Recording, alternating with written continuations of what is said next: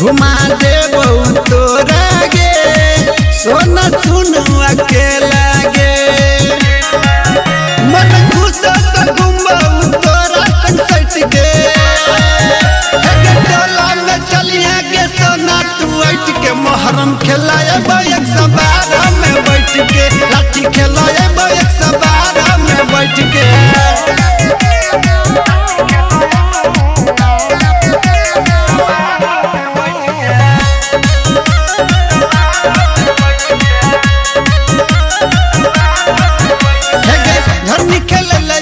तोरा महाला आँख में चश्मा हाथ में भाला झरनी खेले लाएबो तोरा महाला आँख में चश्मा हाथ में भाला नजर के सोझा तू रहिया के सोना दिल के बात कहबो गे तोरा जैसन कहबो वैसन करिया तू सट के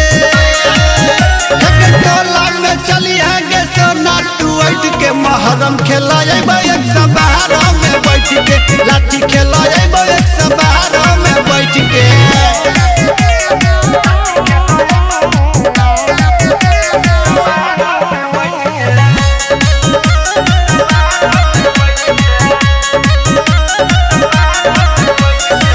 जानने छी जान हमर कहानी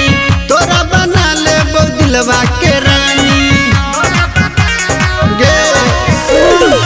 जानने छी जान हमर कहानी